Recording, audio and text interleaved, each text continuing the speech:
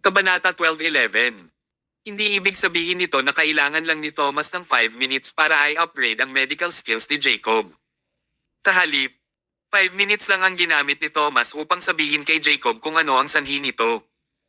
At nang malamang niya ang dahilan, madaling magagamot ni Jacob ang pasyente kahit sa kasalukuyang medical experience niya. Nakakahanga. Talagang kamangha-mangha. Mahusay talaga ang judgment ni Thomas. Lumapit at yumuko sa harapan ni Thomas ang doktor na minamaliit siya kanina, bago ito patuloy na humingi ng tawad. Dr. Mayo, pasensya na talaga. Hindi ko inalam ang totoong sitwasyon at minaliit kita. Pagkakamali ko ito. Gusto kong ibigay ang taos-pusong paghingi ng tawad sa'yo. Umiti si Thomas at ikinaway ang kanyang kamay. Hindi mo kailangang pahirapan ang iyong sarili. Sa totoo lang, natural lang na i-criticize mo ako. Tinuruan ko si Jacob ng 5 minuto, sinabi ko sa kanya na may mga bad spirits sa pasyente, at inutusan ko siyang patunugan ang mga kampana at magpatugtog ng tambol. Hindi ito isang bagay na normal sa pamamaraan ng mga doktor. Tinuna mo ako at naawa ka sa pasyente, ipinapakita nito na isa kang responsableng doktor. Paano ko kayo masisisi sa mga sinabi nyo? Lalong nahiya ang mga doktor nang marinig nila ito. Samantala, ang ibang mga doktor na nanunood ay binigyan ng thumbs up si Thomas. Kung hindi siya ang tipo ng tao na may magandang loob, hindi magiging ganoon kahusay ang kanyang mga medical skills. Hindi naman lahat ng tao ay magiging kahanga-hanga tulad ni Thomas. Siya ay trinato ng masama, sinisi, pinuna, at kinutya, pero hindi siya nagreklamo tungkol dito. Sa halip, naaliw siya sa trato ng mga tao sa kanya. Ang kagandahang loob na ito ay isang bagay na kahanga-hanga sa mundong ito. Dr. Mayo, nahihiya ako sa naging ugali ko. Sana ay tanggapin mo ang paghingi ko ng tawad. Mula ngayon, handa akong ibuwis ang aking buhay kung hihilingin mo akong gawin ito. Isang karangalan at pagpapala para sa medical field ng Summerland na makasama ang iyong presensya. Si Mr. Nolan ay swerte na siya ay nasa ilalim ng pag-aalaga ni Dr. Mayo. Panigurado na siya ay magiging isang mahusay na doktor na magkakaroon ng maraming success sa future. Ang kaninang mga doktor na pamuna kay Thomas ay napuno ng malaking paggalang kay Thomas sa sandaling ito. Kung gusto ng isang tao na tanggapin sila ng kanilang mga kasama, ang pinakamahusay na paraan ay gamitin ang kanyang kaalaman para talunin sila. Ginamit ni Thomas ang kanyang medical knowledge para talunin ang lahat ng mga sikat na doktor sa lugar na ito hanggang sa wala na silang magawa kundi tanggapin ang kanilang pagkatalo. Si Thomas ay isang role model sa kanyang medical skills at medical ethics. Sa sandaling iyon, lumapit sa kanya si Jacob at nagtanong, Mr. Mayo, may isang bagay na hindi ko maintindihan. Bakit umalis ang mga parasites nang gamitin mo ang mga bell at rum? Simple lang ang naging paliwanag ni Thomas, ang iba't ibang parasite ay may iba't ibang weakness. Ang mga parasite na ito ay natatakot sa mga piercing sounds. Kapag ipinatunog mo ang mga iyon sa paligid ng pasyente, ang mga parasite na ito ay tuluyang mababalisa at hindi sila mapapukali. Gusto nilang tumakas mula sa katawan na iyon. Pagkatapos nito ay hiniwan mo ang paa ng pasyente, nagbukas ng route para makatakas ang parasite. Pinigyan mo sila ng pagkakataong tumakbo, kaya malamang ang babalik sila mula sa pinaglabasan nila. Doon natauhan si Jacob. I see, ganoon pala ang nangyari. Noong sinabi mo sa akin na maglagay ng brazier sa ilalim ng mga paa ng pasyente at gawin ito na parang gumagawa ako ng ritual. Alam mo na ang mga parasite ay tatakas mula sa mga paa ng pasyente at susunugin mo ang brazier para sunugin ang mga parasite. Mr. Mayo, tama ang iyong hula. Habang nakikinig ang mga doktor sa pag-uusap ni na Jacob at Thomas, naunawaan na ng ibang mga doktor kung gaano kahusay si Thomas. Sa simula pa lang, malamang ay nahulaan na ito ni Thomas. Ginawa niya ang lahat ng nakakabaliw na ritual nang sabihin niya sa kanila na may masamang spirit sa katawan ng pasyente at hiniling niya kay Jacob na magpatugtog ng mga bells. Magpatugtog ng mga tambol at maglagay ng brazier sa ilalim ng mga paa ng pasyente. Sa totoo lang ay ginawa nila ang lahat ng iyon para sa mga parasite. Maaaring hindi makita ng mga doktor ang mangyayari sa hinaharap pero nakita agad ito ni Thomas sa isang sulyap lang. Totoo na kahanga-hanga ang kanyang mga kasanayan. Ang mga doktor ay yumuko muli at makikita ang paghanga sa kanilang mga mukha. Banata 12:12. Tuluyang nagbago ang ugali ng lahat kay Thomas. Lampas ito sa imagination ni Socrates. Inakala niya noon na kaya niyang pahiyain si Thomas habang nasa match sila hanggang sa punto na hindi na siya makakarating sa Central City, pero ano ang nangyari sa huli? Sa huli ay tuluyang nabigo si Socrates. Paano ito nangyari? Nakita ni Socrates ang pagkadismaya sa kanya ng publiko. Hindi niya maintindihan kung bakit umabot sa puntong ito ang mga nangyayari. Maya-maya pa ay walang emosyon na sumagot sa kanya si Thomas. Alam mo ba kung paano nangyari ito?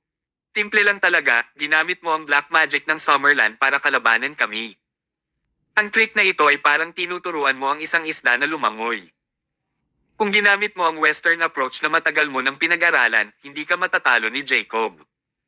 Sinabi niya ba na ginamit niya ang foreign advanced technology para manalo laban sa kanila? Para kang nakikipaglaban sa isang mahusay na duelist. Nakakahiya talaga sa totoo lang ang kinahinatnan. Mamantong hininga si Socrates. Natalo ba talaga ako? Sabi niya sa kanyang isipan. Kung matalo ako sa match na ito, mawawalan ako ng tsansa na ma-date si Laura. Hindi pwedeng mangyari ito. Walang emosyon na sumagot si Socrates, hindi pwede, hindi kabilang ang round na ito.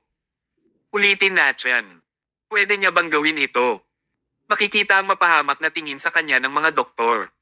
Talaga bang makapal ang mukha mo? Tanggapin mo na lang na natalo ka.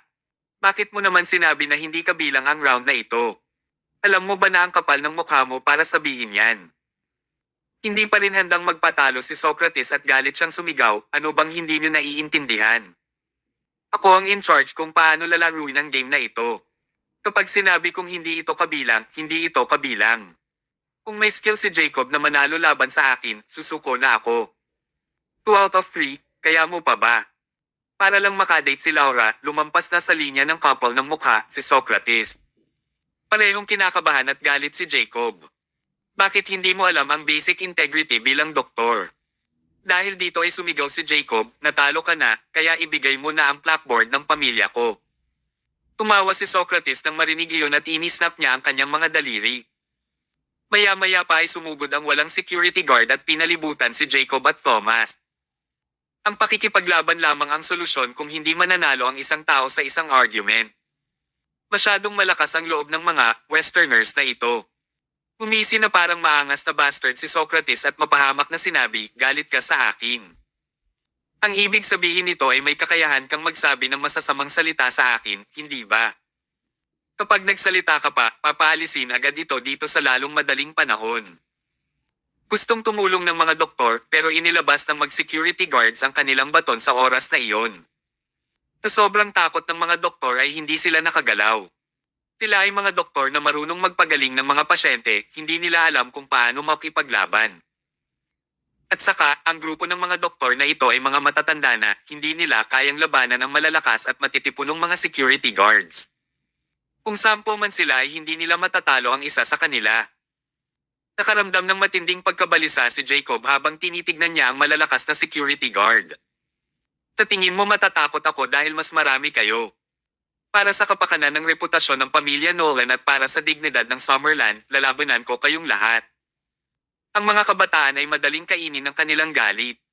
Kaya sinugod ni Jacob si Socrates. Tumawa si Socrates at mapahamak na sinabi, isang walang utak. Sa tingin mo ba ay mapapatamba mo ako? Kung kaya mo akong pabagsakin ngayon, aaminin ko ang pagkatalo. Mabilis na lumapit sa kanila ang mga bodyguards. Dinigayway nila ang kanilang mga batuta at hinampas ang katawan ni Jacob. Hindi nila siya binigyan ng pagkakataon na makalapit kay Socrates sa sandaling ito, biglang tumalsik ang isang silver needle at mabilis na tinusok ang binti ng isang tao. Napilayan agad ang lalaki at tuluyang natamba. Pero ang sakit. Kabanata 12:13. Pagkatapos marinig ang whoosh na tunog. Sunod-sunod na silver needle ang tumalsik sa ere at ang mga ito ay tumusok sa mga hita at braso ng mga security guard hanggang sa tuluyan na silang hindi makagalaw. Kasalukuyan silang nasa lapag at sumisigaw sa sobrang sakit na nararamdaman nila. 10 malalakas na security guards ay napatumba sa loob ng 10 segundo. Ito. Ang lahat ng mga tao ay tumingin sa direksyon ng pinagmula ng mga needles at nakita nila na mula sa box na hawak ni Thomas. Ang box ay puno ng matatalim na needles at ito ang ginamit ni Thomas para ma-neutralize ang security guards. Muli na namang napahanga ni Thomas ang mga doktor.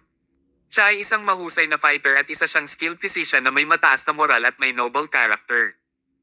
Ang pinaka-importante sa lahat, nakuha niya ang title na chairman ng isang malaking corporation kahit na napakabata niya pa.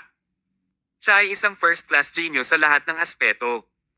Ang mga taong tulad niya ang isa sa mga bukod tanging tao at ang kanyang existence ay hindi patas para sa mga ordinaryong tao. Isang karangalan at kamalasan para mabuhay sa parehong era kasama si Dr. Mayo.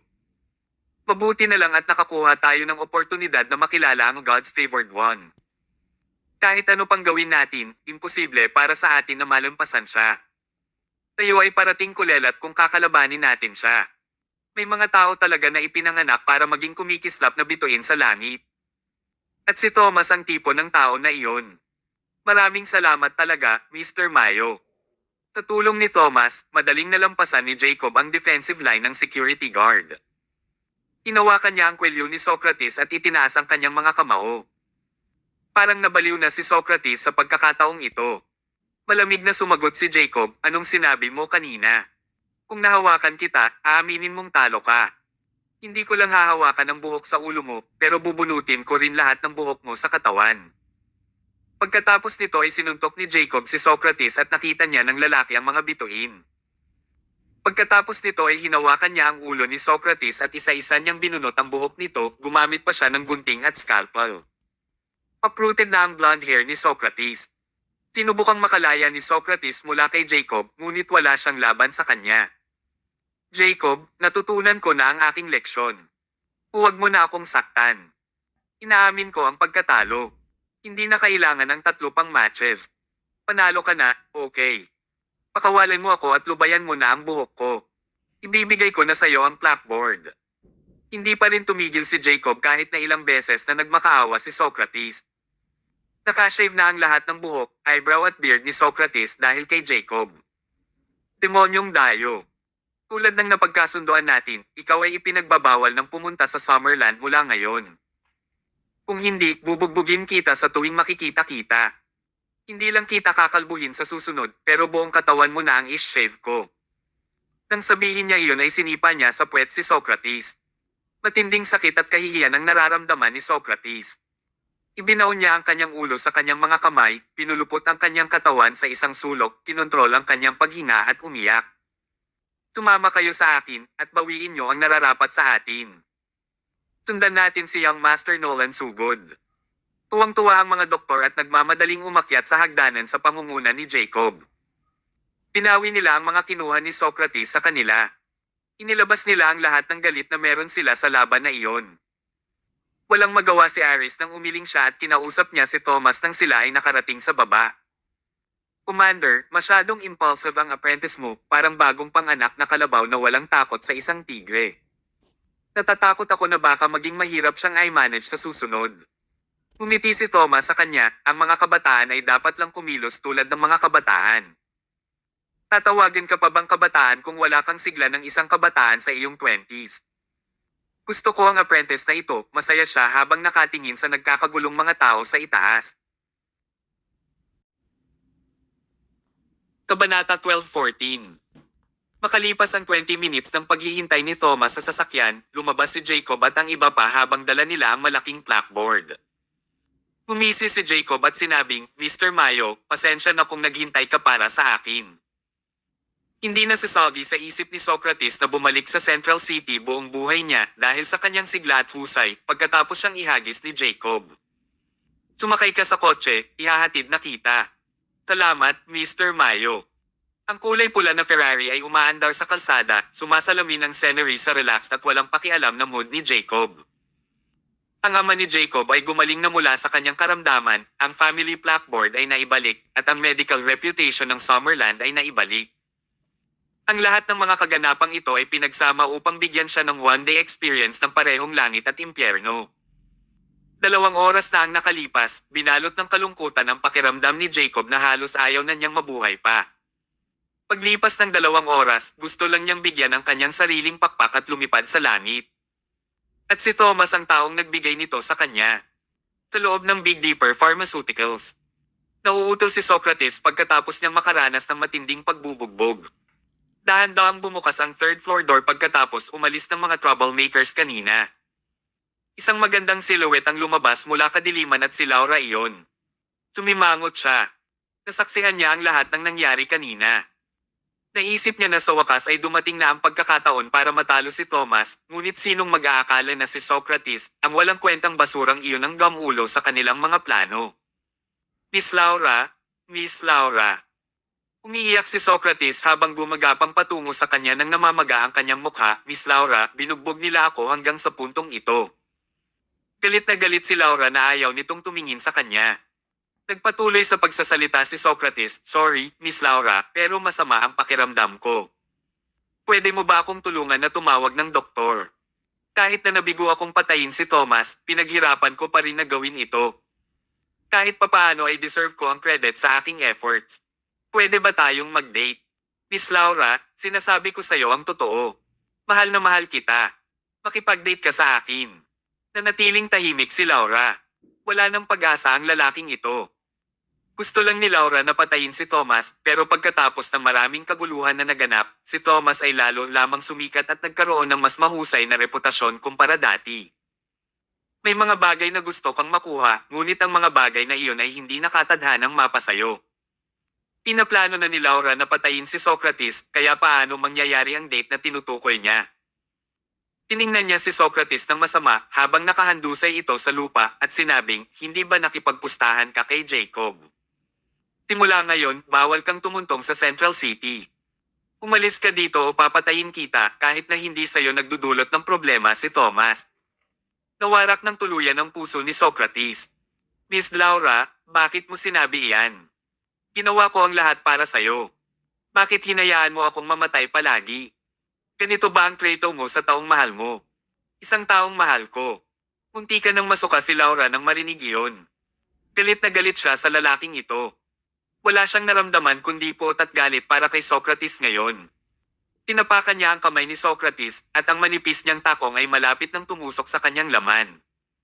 Sigaw ng sigaw si Socrates sa sobrang sakit na nararamdaman niya. "Pero masakit. Itaas mo ang takong mo." Ibinigay ni Laura ang kanyang huling babala, "Mayroon kang kalahating araw. Kung nasa Central City ka pa pagkatapos ng 12 hours, gagamitin ko ang ulo mo bilang toilet bowl." Agad siyang umalis pagkatapos niyang sabihin iyon. Tinubukan ni Socrates na umiyak ngunit hindi tumulo ang kanyang mga luha. Lahat ng ginawa niya noon ay para kay Laura, pero sa huli, hindi lang niya sinira ang kanyang reputasyon kundi pinagbawalan din siyang bumalik sa Central City sa buong buhay niya. Tumulo ang kanyang mga mata na puno ng hinaing at umiyak siya na parang bata. Si Laura ay dumiretso sa Pivot Technology pagkatapos niyang umalis sa Big Dipper Pharmaceuticals. Nagkulong siya sa opisina at mag-isang uminom. Parating nabibigo ang kanyang mga plano. Imposible ba talagang talunin si Thomas? Lalo siyang nairita habang iniisip niya iyon at lalo siyang nagagalit habang patuloy ang kanyang pag-inom. Kabanata 12:15. Sa oras na iyon ay bumukas ang pintuan. Naglalakad gamit ang kanyang cane si Master Centipede, ang CEO. "Godfather." Ibinaba ni Laura ang glass ng wine at nagmamadaling inalalayan si Master Centipede na pumasok sa kwarto at maupo. "Hindi ka pa gumagaling, pero bakit na-discharge ka na sa ospital? Ibubuli ka ng husto ni Thomas kung hindi ako umalis sa ospital." Yumuko si Laura sa harapan ng matanda at sinabi, "Godfather, alam mo ba ang lahat ng nangyari ngayong araw?" Umiti sa kanya si Master Centipede at tinanong, "Bakit mo tinago sa akin ang napakalaking problema na ito?" Simula pa lang noong nanghingi ka ng tulong kay Socrates, malakas na ang kutob ko na hindi siya mapapagkatiwalaan. Ang lahat ng mga foreigners ay masyadong confident at unrealistic. Hindi nila kayang i-measure ang ibang tao. Kailangan nating umasa sa ating sarili para mapabagsak natin si Thomas. Nagtanong si Laura sa kanya, "Godfather, may idea ka ba?" Tumawa naman si Master Centipede, "Hindi ito isang magandang idea. May naisip lang akong plano para gawing miserable ang buhay ni Thomas." "Anong ibig sabihin na pahirapan ang buhay niya?" "Kailangan natin ng mga tao na mamanmanan ang bagong apprentice ni Thomas, ang family shop ni Jacob. May mga nakausap na ako para i-persuade sila na kunin ang shop nila sa lalong madaling panahon." Tumawa naman si Laura, pero wala itong epekto kay Thomas, kahit papaano ay mababalisa lang siya kapag nalaman ito. Advantage para sa atin na guluhin ang buhay niya paminsan-minsan. Samantala sa loob ng isang crimson Ferrari. Huminto ang kotse sa entrance ng Red Society Pharmacy. Nandito na tayo, sabi ni Aris nang hilahin niya ang handbrake. Nang bumukas ang pintuan ng kotse, lumabas si Thomas mula sa left side, habang si Jacob ay lumabas sa right side. Tuwang-tuwa si Jacob na mailabas ang blackboard mula sa kotse. Habang buhat niya ito ay sumigaw siya, "Papa, lumabas ka at tingnan mo ang hawak ko. Nakuha ko na ang family blackboard." Alam ni Jacob na ang kanyang ama, na si Birch Nolan, ay susugod palabas ng bahay sa sandaling marinig siya nito. Walang sumagot kahit na 4 na beses na siyang sumigaw. Umalis na ba siya? Kakaiba ito. Nakabukas ang pintuan sa harap. Nang makapasok si Jacob habang buhat niya ang blackboard, nakita niya ang kanyang ama na nakaupo sa photo sa gitna ng hall habang nasa likuran niya ang isang grupo ng mga tao. Sa kabilang side ay isa pang grupo ng mga tao. Sila ay pinangunahan ng isang lalaki na may pulang headband na nakatali sa kanyang ulo. "Pa, binalik ko na ang blackboard ng ating pamilya para sa'yo. Bakit hindi mo ito tingnan?" Tanong ni Jacob nang ibinaba niya ang kanyang blackboard. Nanatiling tahimik si Birch Nolan. Tinitigan niya lang ang lalaki na may pulang headband na nakatayo sa kabilang side. Sumimangot si Jacob, sisigaw na sana siya nang bigla siyang tinapot sa likuran ni Thomas para pigilan siya. Lumapit si Thomas kay Birch Nolan at nakangiti niyang sinabi, "Nakikipagkita ba si Boss Nolan sa mga pasyente?" Umislap ang pag-asa sa mga mata ni Nolan nang makita niyang papalapit si Thomas, pero bago pa siya makapagsalita, sinigawan si Thomas ng lalaking nakapulang headband, "May kinakausap pa ako." "Anong ginagawa mo dito? Umalis kayo ngayon din." Napaka-uncivilized ng mga taong ito. Matatakot ng lalaking ito ang ibang tao, pero malas siya dahil si Thomas ang nakabangga niya. Nagpanggap si Thomas na parang hindi niya iyon narinig at nagpatuloy siya sa paglalakad. "Hoy, bingi ka ba?" Hahawakan na sana ng lalaking naka-headband ang collar ni Thomas, ngunit biglang nawala sa harap ng kanyang mga mata si Thomas. Parang multo ang lalaki. Tulala na nakatitig sa kawalan ng lalaki habang ang kanyang kamay ay hindi makareact sa loob ng ilang sandali. Ngumiti si Thomas habang papalapit siya kay Birch Nolan bago niya sinabi, "Boss Nolan, medyo masakit ang tiyan ko. Pwede bang payagan mo ako na mauna sa linya?" Itinaway ni Birch Nolan ang kanyang kamay at sinabi, "Mr. Mayo, pasensya na pero wala akong magagawa." "Pero bakit?" "Dahil ang shop na ito ay puwersahang binibili ng grupong ito." Kabanata 12:16. Ang tindahan ay malapit ng ibenta. Namula sa galit si Jacob Nolan nang marehistro ang pangungusap na iyon. Sino ang may lakas ng loob na ay patong ang kanilang mga kamay sa matagal ng tatak ng aming pamilyang Nolan? Tumawa ang lalaking nakatali sa pulang buhok. "Ang lakas ng loob kong gawin yun.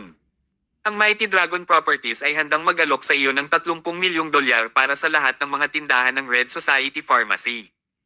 Sa perang ito, makakahanap ka na lang ng ibang lugar at muling buksan ang shop, di ba?" Galit na galit si Nolan. "Anong pinagsasabi mo? Maaari bang buksan ang isang matagal ng tatak sa kalooban? Kami, ang pamilyang Nolan, ay tumatakbo ng mahigit 100 taon, at kami ay itinuturing na isang mahabang panahon, marangal na tatak.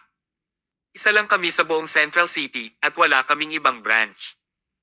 Ganyan ang debosyon na mayroon tayo, ang esensya ng ating kultura, at ang pamana mula sa aming mga ninuno."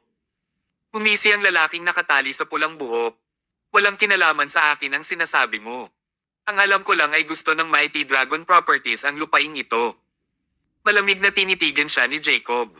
"Kung sasabihin mong gusto mo, kailangan naming ibigay sa iyo. Sa tingin mo ba pag-aari mo ang lupang ito?"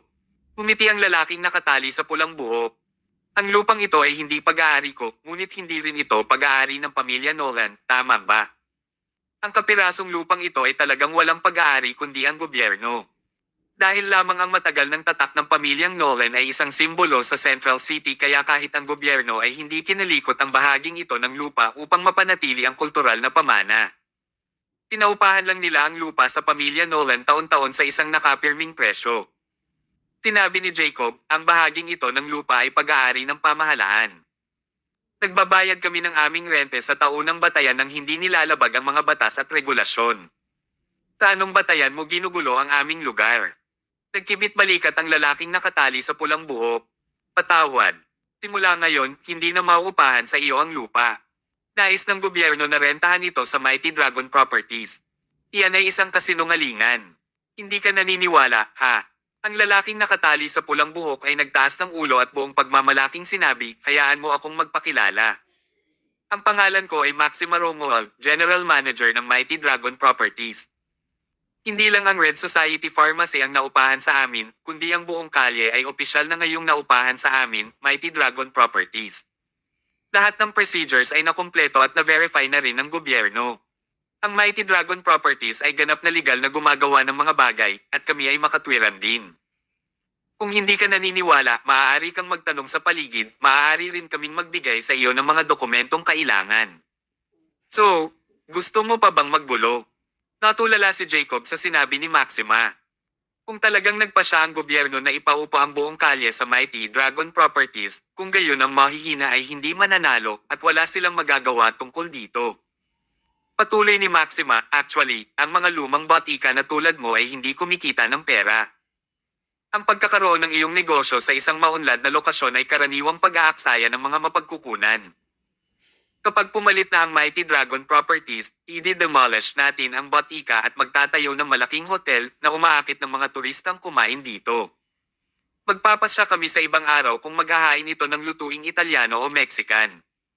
Pero sa bagay, kahit anong lutuin ang pupuntahan natin, sisiguraduhin kung maunlad ang hotel at kumita ng malaki, hindi tulad nitong mapurol at lumang batika na hindi man lang kumikita ng malaki taon-taon. Ang pagwawasak ng isang mahabang panahon na parmasya para lang ito muling may tayo sa isang hotel. Para lang sa pera. Mas galit na galit si Jacob kumpara kanina. Pera. Iyan lang ang pinag-uusapan mo. Bukod sa pera, ano pa ang alam mo? Kailangan ba nating talikuran ang pamana ng kultura at pagkakayari para lang sa pera? Nagkibit balikat si Maxima. Pasensya na. Ako ay isang negosyante na nagsasalita lamang ng negosyo. Sige na, hindi na kayo dapat nagmatigas ng ulo. Hindi ko naman kayo tinatrato ng masama. Halos wala kang mahahanap na ibang tao na nag-aalok sa iyo ng 30 milyong dolyar. Mabilis nating lagdaan ang kontrata para mabuksan mong muli ang iyong parmasya sa ibang lugar na may hawak na pera. Mangyaring huwag pigilan ng Mighty Dragon Properties sa landas nito patungo sa kayamanan. Sa harap ng ganap na kayamanan, ang tinatawag na kakanyahan, pamana, at pagkakayari ay tila napakarupok. Hindi nakaimik si Jacob. Kawakas, tumingin siya kay Birch Nolan at nagtanong, pare, nagsasabi ba siya ng totoo? Ang mukha ni Birch ay mapatla. Ang kalahati nito ay totoo, ang kalahati nito ay hindi. Anong ibig sabihin yan? Sa katunayan, dahil ang pamilyang Nolan ay isang matagal ng tatak, nagpasya ang gobyerno na payagan ang Red Society Pharmacy na maitatag sa lugar na ito upang mapanatili ang kultural na mana. Walang puwersang pinapayagang kumalikot sa lugar na ito. Gayunpamnan, may isang kondisyon. Isang kondisyon. Oo. Kung ang pamilyang Nolan ay hindi na makapag-operate o pipiliin na talikuran ang tatak nito, ang gobyerno ay bawiin ang piraso ng lupang ito. Kabanata 12:17. Si Jacob Nolan ay mukhang nalungkot dahil siya ay ganap na hindi makapagsalita. Noon lamang naunawaan ni Jacob sa wakas na ang pagkapanalo muli sa plagueboard ay hindi pa sapat. Ang reputasyon na nawala, ang koneksyon sa mga tao, ang tiwala na mayroon ng iba, lahat ng ito ay kailangang mabawi ng may labis na pagsisikap. Nakalulungkot, hindi binalak ni Maxima Romuald na bigyan sila ng anumang oras para tabyusan ang kanilang sarili. Inulit niya ang kanyang sarili, ang tanging paraan para sa inyo ay pirmahan ang kasunduan sa paglipat na ito at muling buksan ang batika sa ibang lugar.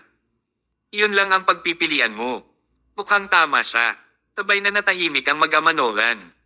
Nakakuyom ang kanilang mga kamao dahil hindi sila kontento dito, ngunit wala silang magagawa. Sa sandaling ito, sinabi ni Thomas Mayo, Mr. Romuald, parang nagkakamali ka sa isang bagay. Tumaas ang kilay ni Maxima. Ano ito? Inusisa ko ang mga kondisyon na itinatag ng gobyerno noon. Itinakda nito na kung ang matagal ng tatak ay hindi na maaaring gumana o ang pamilya Nolan ay nagpasya na talikuran ito, kung gayon ang parmasya ay maaaring ilipat. Tumango si Maxima. At pagkatapos, umiti si Thomas. Hindi mo ba naiintindihan?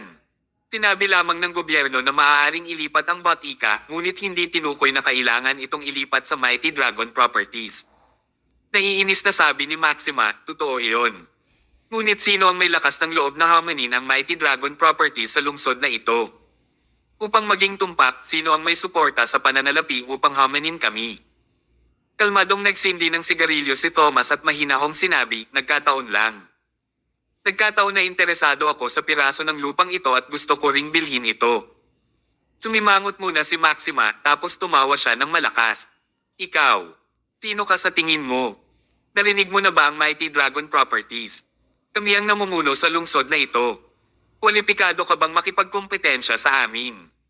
Mahinahong sinabi ni Thomas, kung kwalipikado ako o hindi, depende kung sino ang mas maraming pera. Sa larangang ito, ang pinakamataas na bidder ang mananalo. Nag-alok ka ba ng 30 milyong dolyar? Okay, nag-aalok ako ng 50 milyong dolyar. Hindi naman kumibo si Thomas nang sabihin niya iyon. Tila ang 50 milyong dolyar ay baon lamang sa kanya. Si Thomas noong panahong iyon ay may 3 malalaking backings. Namely Shalom Technology, Scott's Remembrance Culture Arts Entertainment, at Sterling Technology. Kahit sino sa tatlo ay maaaring patagin ng Mighty Dragon Properties, lalo pa silang tatlo na magkasama. Pero syempre, hindi ito alam ni Maxima. Tiningnan niya si Thomas mula ulo hanggang paa. Hindi mo nais na gamitin ang lahat ng mayroon ka upang hamanin ang itinuturing kong ekstrang pagbabago, bata. Alam mo ba kung magkano ang kinikita ng Mighty Dragon Properties taon-taon? 50 milyong dolyar. Hey, nag-aalok ngayon ng 100 milyong dolyar. Pwede bang sumunod ka sa? Bago makaramdam ng pagmamayabang si Maxima sinabi ni Thomas, nag-aalok ako ng 200 milyong dolyar. Tinobol niya ang presyo. Nang walang pag-aalinlangan. Sandaling natigilan si Maxima. Ang presyo sa pamilihan para sa piraso ng lupang ito ay humigit kumulang 70 milyong dolyar. Ngunit gumagastos ng 200 milyong dolyar para sa lupaing ito. Nabaliw ba siya? Tinitigan niya si Thomas. Hoy, alam mo ba kung ano ang presyo sa merkado? Anong klaseng kalokohan ang inaalok mo? Nagbuga si Thomas ng isang subo ng usok. Hindi ko maiwasan dahil marami akong pera. Gusto mo? Pagkatapos mong mamatay, ibibigay ko sa pamilya mo para aliwin sila. Siya ay may tunay na potty mouth. Kinagat ni Maxima ang kanyang mga ngipin at sinabing, baliw ka talaga, bata. Mahinang sinabi ni Thomas, kung mayroon kang mga kwalifikasyon at suporta, maaari mo ring sundin. Sa tingin mo hindi ako maglalakas loob. Maglakas loob ka. Nagtagal si Maxima ng ilang segundo para pakalmayan ang sarili.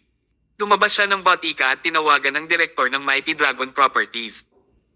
Matapos ipaliwanag ang kasalukuyang sitwasyon, ang sagot na nakuha niya ay, ang iyong maximum na limitasyon ay 500 milyong dolyar. Sa tugon ng direktor, nakuha ni Maxima ang isang card sa kanyang manggas. Direkta siyang bumalik sa tindahan at nagplanong mag-alok ng 250 milyong dolyar hanggang 280 milyong dolyar. Empanak, ipapaalam ko sa'yo yan. Bago pa siya makatapos ay humikab si Thomas. Palagay ko ang pag-aalok ng 200 milyong dolyar ay nakakahiya sa matagal ng tatak ng pamilyang Nolan. Upang ipakita ang paggalang, itataas ko ang aking alok sa 1 bilyong dolyar. Path alternasyon. Laking gulat ni Maxima na nalaglag ang kanyang panga.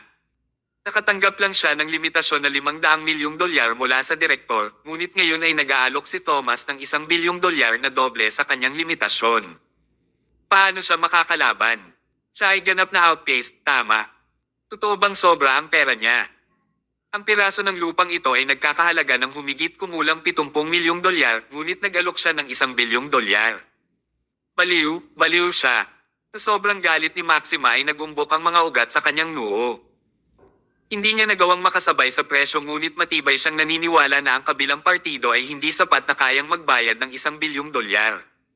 Tinuro niya si Thomas. Sa tingin mo ba nahuhulog ang pera mula sa langit? 1 bilyong dolyar. Sige, nag-quit na ako. Pero gusto kong makita kung saan ka makakakuha ng 1 bilyong dolyar. Hayaan mong sabihin ko sa iyo ito. Kung hindi mo kayang magbayad ng 1 bilyong dolyar para sa kapirasong lupang ito ngayon, huwag mong asahan na iiwanan mong buhay ang botikang ito.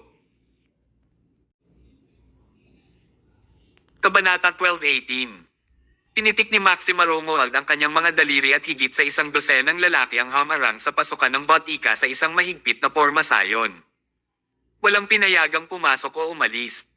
Sa hitsura nito, kung hindi nagbabayad si Thomas Mayo, hindi siya papayagang umalis. Kinuha ni Maxima ang cellphone niya. Tatawagan ko ang opisyal ng gobyerno ngayon at hihilingin sa kanila na kumuha ng isang tao at tapusin ang lahat ng mga pamamaraan. Kung nalaman kong pinaglalaroan mo ako o may plano kang tumakas, anak, mag-ingat ka sa iyong ulo. Umiti si Thomas at pasimpleng kumuha ng stool para maupo. Mahal na alagad, ihanda mo ang lahat ng mga dokumento para sa paglipat. Gusto naming maiwasan ang gulo pagdating ng government official. Roger yan. Agad na inilipat ni Jacob ang isang mesa at naghanda ng panulat, papel, kasama ang mga kinakailangang bagay. Ang pamilya Nolan ay walang paraan upang mapanatili ang piraso ng lupang ito. Kung nakuha ni Thomas ang kapirasong lupang ito, hindi bababa sa matagal ng tatak ng pamilya Nolan ay mananatiling buhay. Ano man ang mangyari, hindi ito dapat mahulog sa mga kamay ng Mighty Dragon Properties. Dumating ang opisyal ng gobyerno pagkaraan ng ilang sandali. Pumasok sa botika ang isang medyo may edad na lalaki na nakasuot ng salamin. Agad na sumili ang ngiti sa labi ni Maxima. "Kawakas nandito ka na, Mr. Barlow. Please pumasok ka." Sabi ng lalaki, "Mr. Romuald, nagsasabi ka ba ng totoo sa telepono?" Ang Mighty Dragon Properties ay handang sumuko sa pakikipagkumpetensya para sa lupaing ito at si Mr. Mayo ang pumalit. Medyo nabigla siya. Ang Mighty Dragon Properties ay nakatutok sa bahaging ito ng lupain, bakit sila sumuko? Ang isang bagay na pag-aari nila ay nawala ng hindi nila alam. Pumalaklak si Maxima at sinabing, ang Mighty Dragon Properties ay hindi mapagbigay at hindi naman sa ayaw na natin sa lupaing ito. Ngunit si Ginoong Mayo dito ay napakatapat at nag-aalok ng $1 bilyong para sa piraso ng lupang ito. Ang Mighty Dragon Properties ay walang pinansyal na suporta para makipagkompetensya sa kanya. $1 bilyong. Umunat ang noo ni Mr. Barlow. Tiningnan niya si Thomas ng mahigpit at nagtanong, "Mr. Mayo, sigurado ka bang gusto mong gumastos ng $1 bilyong? Patawarin mo ako sa pagiging prangka, ngunit ang presyo sa merkado para sa lupaing ito ay hindi ganoon kataas. Kung gumastos ka ng $1 bilyong para magbid para sa lupaing ito, malabong bawiin mo ang iyong ginagastos." Ang kanyang sinabi ay maaaring ituring na isang palakaibigang paalala. Ngunit, mahinahong sinabi ni Thomas, ang dahilan kung bakit ako nagbid para sa lupaing ito ay upang suportahan ang pamana ng kultura, hindi para kumita ng pera. Bakit mahalaga kung bawiin ko ang ginastos ko o hindi? Nag-thumbs up si Maxima sa kanya. Mabuti, napakaganda. Isang napakagandang diwa ng pamana ng kultura. Bagamat sinabi niya, deep inside ay tumingin siya kay Thomas na para bang tulala. Gumagamit ng napakaraming pera para sa ilang tinatawag na cultural inheritance. Hey, walang isip ba siya? Mayroon bang taong ayaw kumita ng pera ngayon? Nagpatuloy si Maxima dahil narito si Mr. Barlow, bakit hindi kaunti ang pag-usapan at gawin ng mga pamamaraan, Thomas? Buong buo ang tingin ni Maxima kay Thomas. Mula sa kanyang pananaw, inaakala ni Thomas ang harapan ng isang mayamang tao. Madali bang makaipon ng $1 bilyong? Gusto niyang makita kung paano hinarap ni Thomas ang sitwasyon nang hindi siya makabayad. Umupo si Mr. Barlow sa kabilang side ng table at tiningnan ang mga dokumento. Kinumpiman niya na maayos na ang lahat at binigyan si Thomas ng account number habang sinabi niya, "Mr. Mayo, ang kailangan mo lang gawin ay magdeposito ng $1 bilyong sa account na ito. Kung gayon ang botika ng Red Society ay iyong itatapon." Sige. Tinulyapan ni Thomas si Aris na agad na kinuha ang pahiwatig. Nagpadala siya ng mensahe kay Ryan Hudson, ang taong namamahala sa Shalom Technology sa Southland District ng isang text message. Kumalma ka saglit habang ginagawa ito ng katulong ko. Ang mga pondo ay idedeposito sa itinalagang account sa ilalim ng isang pangalan ng kumpanya sa maikling panahon, sabi ni Thomas. Sige, huwag magmadali. Ang lahat ay nakaupo doon sa katahimikan, matigang naghihintay. Ang maikling sandali ay mabilis na naging 10 minuto ngunit wala pa ring paglipat sa account ng gobyerno. Natuwa si Maxima mula sa kinatatayuan niya sa gilid.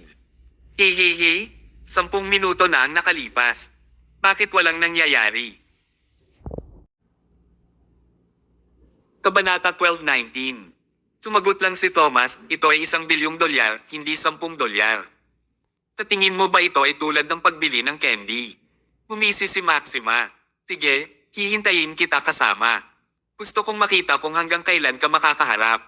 5 minuto pa ang lumipas ngunit wala pa ring transaksyon sa account. Tuluyan nang nawala si Maxima sa katahimikan. Lumapit siya kay Thomas at sumigaw, tumigil ka na sa pagpapanggap. Dumidukha ka lang at umaarte ka na parang mayaman ka. Ipapahalon ko sa iyo kung gaano kalubha ang mga kahihinatnan ng paglalagay ng harapan. Napahawak siya sa kwelyo ni Thomas habang nagsasalita pa siya.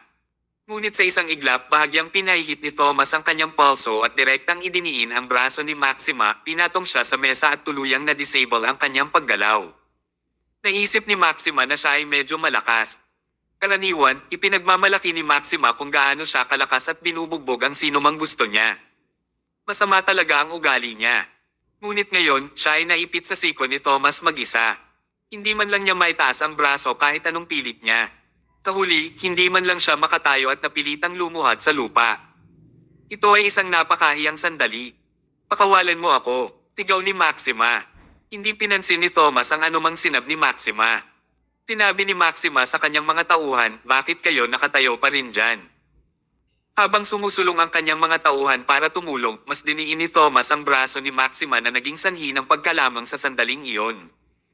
Aray, sobrang sakit. Habang sumisigaw si Maxima sa sakit, ang kanyang mga tauhan ay tumigil sa kanilang mga landas, hindi nang ahas na humakbang pa. Umunat ang noo ni Mr. Barlow at sinabi sa pagtatangkang hikayatin siya, Mr. Mayo, mangyaring magkaroon ng kaunting paggalang sa sarili. Si Thomas, na naka-poker face, ay nagsabi, Mr. Barlow, ang trabaho mo dito ay tungkol sa paglipat at i-verify kung nailipat na ang pera sa account. Huwag mong idamay ang sarili mo sa ibang bagay. Si Mr. Barlow ay medyo nalungkot. Malamig niyang sabi, may hangganan ang pasensya ko, Thomas. Kung hindi pa rin naililipat ang pera sa account. Bago niya matapos ang kanyang pangungusap, isang cling notification ang narinig. $1 bilyong ang inilipat sa account, ang depositor ay Shalom Technology. Teknolohiya ng Shalom. Iyon ay isang malaking kumpanya na may mataas na ranggo sa bansa. Gulat na gulat si Mr. Barlow habang nakatingin kay Thomas. Maaari ko bang itanong kung paano nauugnay si Mr. Mayo sa Shalom Technology? Mahinahong sinabi ni Thomas, ang Shalom Technology ay isa sa mga negosyo ng aking subordinate. Bam! Nanghina ang katawan ni Mr. Barlow. Ang napakalaking kumpanya ay isa lamang sa mga negosyo ng kanyang nasasakupan. Gaano kakilakilabot ang kabuoang kayamanan ni Thomas Mayo? Naalala niya na hindi niya iginalang si Thomas at sinabi sa isang nahihiyang paraan, hindi ko talaga akalain na si Ginoong Mayo ay napakababa. Patawarin mo ako sa pagmamaliit ko sa'yo. Ngayon lang ako nagsalita ng walang galang. Itinaway ni Thomas ang kanyang kamay. Ayos lang. Nailipat na ang pera, kaya ngayon ang karapatan ng lupaing ito ay pag-aari ko, tama ba? Oo. Tumanggol si Thomas at kusa na lang tumingin kay Maxima. Pinagpapawisan siya sa sakit. Aniya, makinig kang mabuti, gusto ko ang matagal ng pinarangalan na tatak ng Red Society Pharmacy na ipagpatuloy ang operasyon nito dito. Mula ngayon, walang sino man ang pinapayagang mag-isip na kunin ang lugar na ito. Kung may mga plano pa ang Mighty Dragon Properties tungkol sa batika na ito, bubunutin ko ang buong kumpanya mo. Malupit. Talagang malupit. Nang matapos ni Thomas ang kanyang pangungusap, itinaas niya ang kanyang mga braso at napaatras si Maxima. Ilang beses nagamulong ang buong katawan niya sa lupa bago siya bumangon at mabilis na tumakbo palayo sa sarap ng pagkatalo. Kabanata 12:20. Si Maxima Romuald ay tumakbo palayo kasama ang kanyang mga tauhan sa isang eskinita at huminto habang sila ay humihingal. Pinasahin niya ang kanyang braso habang sinasabing medyo malakas ang Thomas na ito. Muntik na niyang mabali ang braso ko. Tanong ng isa niyang subordinate, Mr. Romuald, gano'n na lang ba tayo sumusuko? Hindi na ba natin gusto ang kapirasong lupa na iyon? Umunat ang noo ni Maxima. Hindi sumagi sa isip niya na may kakayahang magbayad si Thomas ng $1 bilyong para sa kapirasong lupang iyon. Higit pa rito, hindi niya inaasahan na ginawa ito ni Thomas hindi para sa kapakanan ng pera, ngunit para sa kapakanan ng pamana ng kultura. Bihira talaga ang mga idiot na ganito. Tanungin ko ang direktor. Tinawag ni Maxima ang direktor ng Mighty Dragon Properties si Emmanuel Sol. Matapos ang tawag ay ikinwento niya kay Emmanuel ang buong pangyayari. Nakinig si Emmanuel sa kwento at tumahimik ng matagal. Ang kanyang huling sagot ay, kunin ang kapirasong lupa kahit anong gawin mo. Naputol ang tawag. Tanong ng subordinate ni Maxima, Mr. Romuald, ano ang sinabi ni Ginoong Sol? Maxima, who was in a tough spot, said, si Mr. Sol gusto niyang gamitin natin ang anumang paraan para makuha natin ang kapirasong lupa. Pero ang problema, nabili na ni Thomas ang lupang iyon. Opisyal na itong kinilala ng gobyerno at pinoprotektahan din ng batas. Mahirap para sa atin na gawin ang anumang bagay. Nagbigay ng mungkahi ang isa sa kanyang mga nasasakupan sa napakahalagang sandaling ito. Dahil hindi namin maaaring gawin ito ng legal, maaari nating gawin ito ng ilegal. Ano ang nasa isip mo? Actually, napakadali lang. Ang kailangan lang nating gawin ay sunugin ang botika upang malutong. Tapos yung long-time brand ng pamilya ni Nolan mawawala for good, right? Pagkatapos nito, maaaring hindi interesado si Thomas na panatilihin ang kapirasong lupa na iyon ay kung kailan natin maaagaw, di ba? Tumawa ng malakas si Maxima. Hindi masama, maaaring gumana talaga ito. Pinag-usapan ng grupo ang kanilang plano at ganoon din, isang masamang plano ang isinilang. Ngunit hindi na malaya ni Maxima at ng kanyang kasama na may isang lalaki na nakatingin sa kanila habang nakatago siya sa mga anino sa dulo ng eskinita. Sa kabila, sa Red Society Pharmacy, lubos na nagpapasalamat ang Nolan father and son duo kay Thomas Mayo. Hindi lamang tumulong si Thomas na maibalik ang kanilang blackboard, ngunit tinulungan din sila at pinananatiling buhay ang matagal ng tatak. Hindi pa banggitin na malaki rin ang halaga nito sa kanya. Sinabi ni Birch Nolan sa isang nasasabik na paraan, Mr. Mayo, gumastos ka ng $1 bilyong pala sa pamilya Nolan. Lubos akong nagpapasalamat sa iyong mga aksyon, ngunit hindi ko alam kung masusuklian kita sa buong buhay ko. Ngumiti si Thomas at sinabing, tulad ng sinabi ko kanina, ginagawa ko lang ito para sa pangangalaga ng kultura, wala akong pakialam na gumastos ng ganitong halaga ng pera. Sana ay hindi ka mabigat sa loob nito. Habang nag-uusap pa sila, nakatanggap si Aris ng isang maikling mensahe sa kanyang telepono. Tahimik siyang naglakad patungo kay Thomas at ipinakita sa kanya ang mensahe. Natapos basahin ni Thomas ang mensahe ng walang pagbabago sa kanyang ekspresyon. Okay ka lang ba, Mr. Mayo? May nangyari ba? Tanong ni Birch. Wala naman. May apurahang bagay na kailangan kong harapin pabalik sa kumpanya. Mabilis na iniban ni Thomas ang usapan at sinabing, Mr. Nolan, sabi mo wala kang ideya kung paano ako pasasalamatan, di ba? Nagkataon lang na mayroon akong maliit na bagay na hihingiin ko ng tulong mo ngayon. Sabihin mo lang, Mr. Mayo. Pareho tayong doktor dito. Interesado ako sa mga kasanayang medikal ng pamilya Nolan. Sana ay makahiram ako at tingnan ang mga record ng medikal ng pamilya Nolan. Akala ko may mahirap akong gawin. Ako, si Birch Nolan, ay malugod na tinatanggap ang kahilingang ito. Gusto kong hiramin ngayon. Walang problema. Kaya naman, kiniling ni Thomas kay Aris na ayusin ang isang tao at ilipat ang mahahalagang record ng pamilya Nolan. Kasabay nito, sinabi ni Thomas kina Birch at Jacob, ito ay isang masaya at hindi malilimutang araw ngayon. Balak kong magayos ng handaan sa bahay ko. Pupunta ba tayo sa bahay ko para kumain? Okay lang ba? Siyempre naman. Sa paulit-ulit na kahilingan ni Thomas, ang lahat sa pamilyang Birch kasama ang mga kawani ng parmasya ay inanyayahan sa kanyang bahay. Sa loob lamang ng isang oras, ganap na walang laman ang Red Society Pharmacy.